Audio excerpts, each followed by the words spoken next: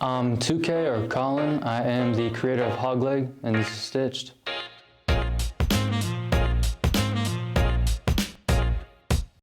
What is fashion? Oh, that's a very vague question. Fashion can really be anything you want it to in the eyes of anything. It's really just another form of expressing your artistic nature and creative vision as a person or an individual. I think like wearing a shirt and a hoodie or in jeans is just as much fashion as wearing Louis V and Gucci and down to like Goodwill, anything. It's really what you make of it for yourself. Can you tell us the story behind your brand? The story behind my brand, it really started out as a joke. I wanted to make fun of streetwear. I thought a lot of streetwear was super corny and cliche, and I wanted to just kind of be the anti-streetwear, like Odd Future would be a good example. But what came of that was this like grunge, gross looking stuff and designs that kind of came through where before I was making rip-off logos and rip-off pieces to look like other brands, that I started distressing them, and like kind of with this design in particular, like just kind of looking at everything as meta, like, oh, how we've missed you. Like it's kind of a meta look at how streetwear views people and consumers, you know? Oh, we've missed you, we want you back, we really want you back. But like, it's just kind of like a meta look at it. I think that's kind of how I view a lot of art, because I see a lot of copycats in today's like music and fashion, that looking at it as like an anti-everything is probably the best way to kind of put it all together. Can you tell us about your brand name? What does it mean? Well, Hogleg, oh man. Well, like I said, it started as a joke. So Hogleg just meant like big dick, like big gun, big blunt. Like that's where we got it from Urban Dictionary. And so I just, again, like it's just a meta, like fuck you to kind of everybody. Like Hogleg, what brand has a name like that? It's so obscure and kind of raunchy at the same time. But I like to look at it as like just a very audacious and eccentric collective of people that want to do things that make them feel like they have a purpose in the world and are knowingly going against exactly what people are doing right now, against the status quo, I could say. What is your logo? How did you create it? The current logo is an H with a star, and it kind of ties in with my alter ego, One Star Shotty, and it just kind of visualizes the idea of like nobody knows us. One star is like you are the star of it. So like, you know, one person, one star, nobody knows us. I think that kind of all ties in as like, fuck you, you know, there's not like 3 stars showing like 3 different things, it's 1 star, there's one meaning behind it. What was the world's first impression of your brand? A joke. That's kind of what it was meant to be. What type of customer do you see wearing your brand? Well, for customers and like consumers, I predict it's just gonna be kids like me that do really cool things outside of school or class or work, and they don't really have anybody else to show it off to, and they feel kind of scrutinized by the social media and exploitation of everything going on. So it would just kind of be that outcast that knows that they can do better things, but just doesn't feel like they're connected to what is going on. You know, you scroll through TikTok or Instagram or YouTube, and you just see like the mass production of, you know, like series and things that you originally thought were cool and became kind of monotonous and overdone and became very overzealous and played out, and you're just like, I was able to do these things, and now I feel like it's not even for me. It's just kind of here for everybody so that the people that are making it can make money. I want to show that there's people behind the scenes of that give a fuck about what is going on and give a fuck about the art, and somebody that genuinely cares about nothing else but themselves and the world at the same time. Not like an ego thing, just like there's a role that you play, and then there's a role you play in the society, and I think that they kind of intertwine in the same. Can you tell us about the creative process that inspires you? A lot of the inspirations I get are from very like early 90s, late 90s, rebellion, Rage Against the Machine, punk bands, destruction, and metal bands that were really just kind of against like capitalism, anti-corporate, and not like clean at all. Just showing that not everything that is good in this world is clean. So just like being like aware that nobody knows you. And even if you think somebody knows you, you're aware of them, like realistically at the end of the day, nobody knows you. You gotta make somebody know you. And that's kind of where the designs come around. And just, again, like a meta conversation and meta conversation about what is happening in the world at the same time. Can you elaborate on the designs you brought with you? So yeah, like I was saying earlier with the Oh How We've Missed You, again, it's just a kind of a meta commentary on consumerism in the world right now. You know, oh, how we've missed you. And you can see it in the emails too. I bet you see them all the time where it's just, we missed you, please come back. Like Topgolf, Target, Walmart, and all like Vans, all these huge like capitalist corporations, that's all they talk about. They're like, we miss you, please come back, give us more money so that we can keep having more money. It's like, it's just greed, you know? And a lot of it is just like there's a skull in here and then there's chain link fences. And the chain link is something I like to bring in a lot of my designs, showing like there is a fencing, again, like, not fencing, there's a separation between people who buy stuff and people who sell it, but the chain link is a see-through fence because we know that there's always going to be that separation, but at least you can see through the fence, you know? And then the Boys Will Be Boys tee, this was something I made when I was like, I think 16 or 17, and it was the raunchiest shirt I've ever made, but you wouldn't even realize it until you knew the meaning, which was, it's a roofie and a plan B, because boys will be boys, and boys are assholes.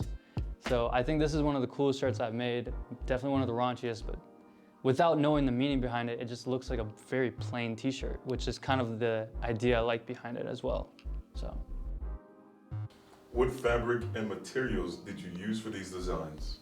So for the last collection we had, which is the Oh How We've Missed You collection, this was more based around, I think it's called Comfort Colors, which is they're somewhat like more vintage, baggier t-shirts, and I'm honestly trying to change that because within this past like year, like I said, I've tried taking myself as a fashion designer a little bit more serious, but Comfort Colors was one of the biggest ones, and the other one was just one of the local shops that are just down here. I think Manatee Apparel, they helped out with some of the screen printing, and an online shop helped with the hats.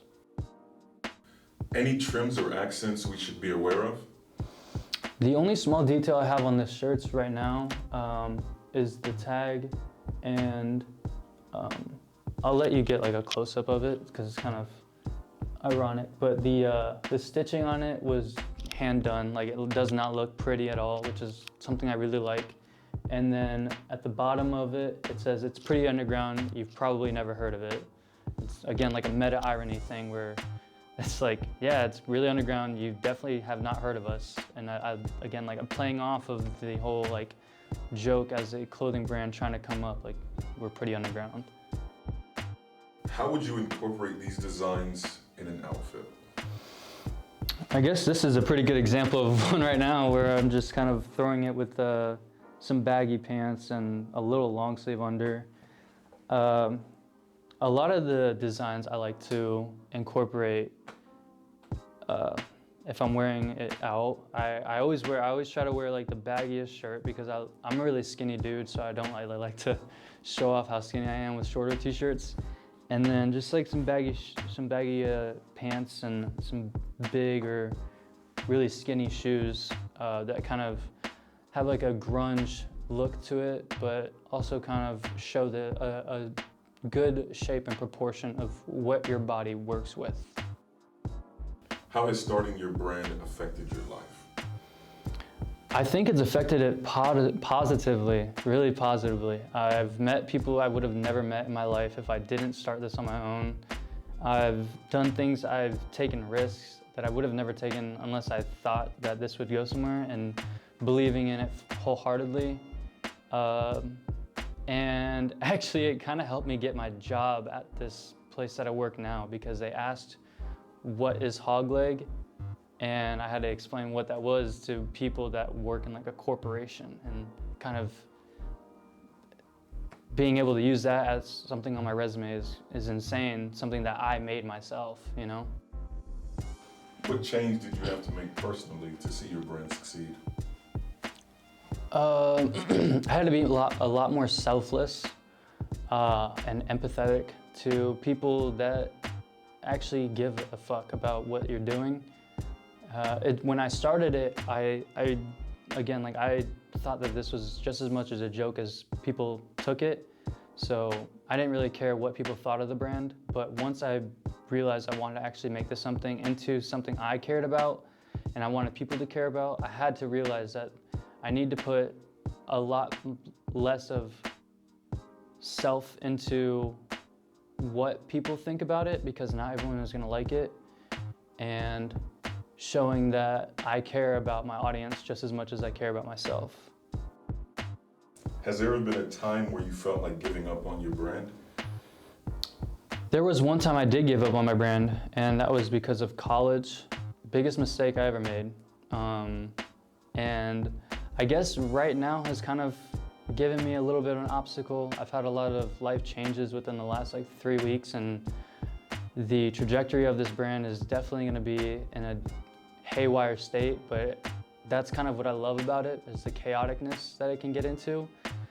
But usually when I get into these ruts where I feel like it's gonna take a dip or I want to give up, I realize and I remember that, you know, I started this for a reason. I gave a shit about this for a reason, so I can't stop now. You know, I started this in 2016, 2017. It would be embarrassing at this point to stop, you know. And if it were to stop, I would look back on it and be like, wow, what could have been? What is your number one problem with the fashion industry and getting your products to customers? Ooh, that's a tough question. I think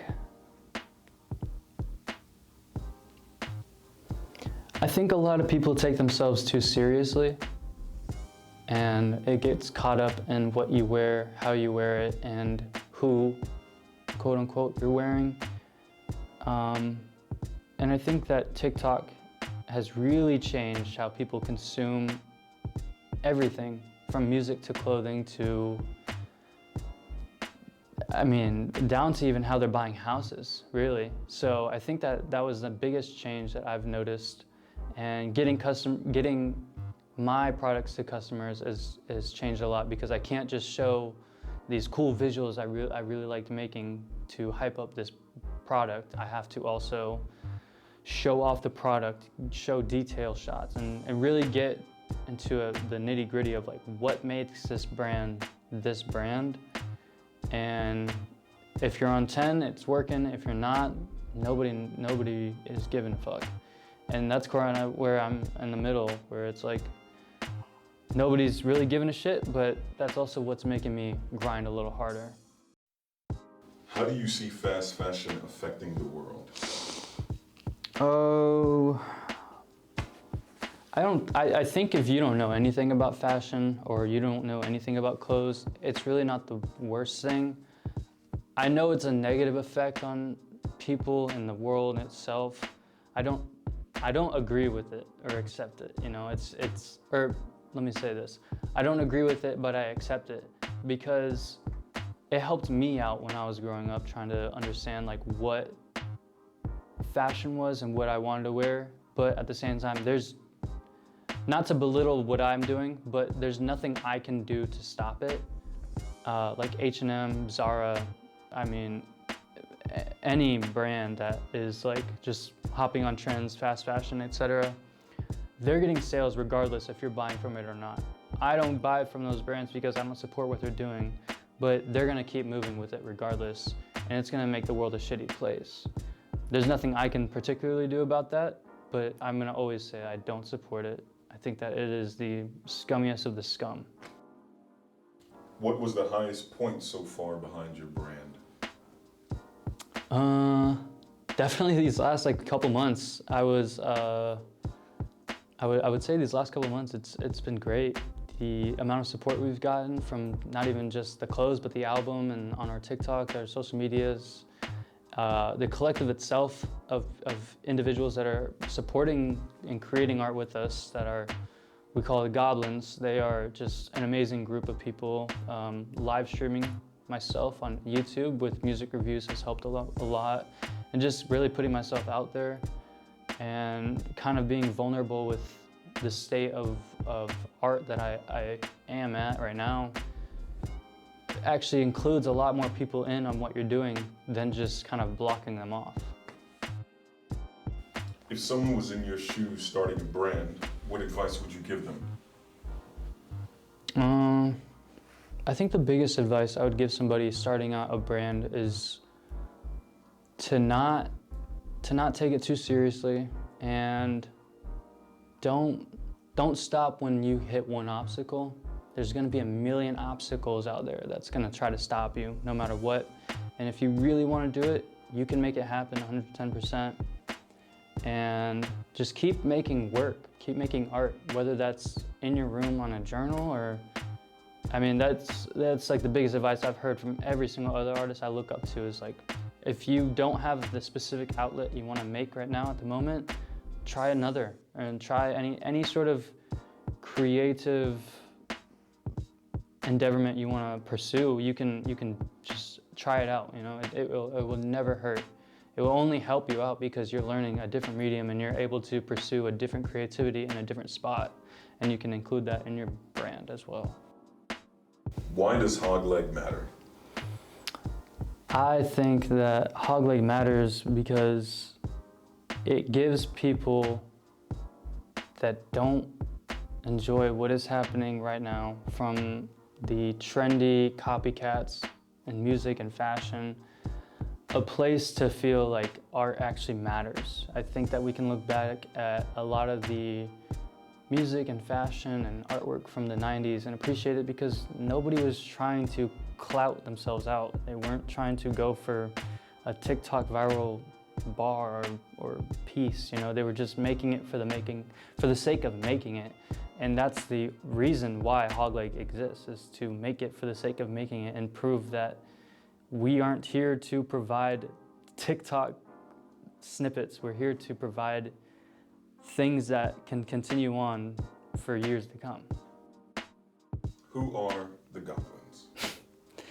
The goblins, those are my boys. Anybody who rocks with Hogleg, if you actually feel like you are part of what we're doing, you are a goblin. That is kind of the whole idea behind it. I mean, we consider ourselves the goblins because no one likes a goblin. They're the grossest, muddiest, grittiest creatures, and I think that them being ostracized heavily in film and media and stories from long ago kind of gives us a better understanding of why we are who we are. Where have you received the most support from?